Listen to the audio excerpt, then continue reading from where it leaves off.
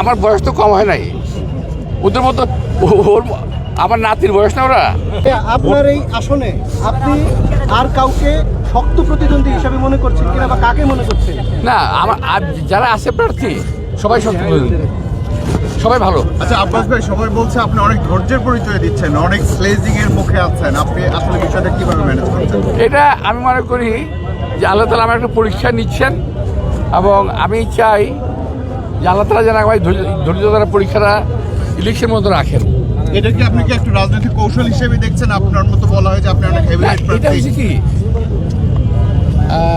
Irritate করার জন্য, আমাকে একটু মানসিকভাবে অশান্ত করার জন্য কোনো একটা মত করছে।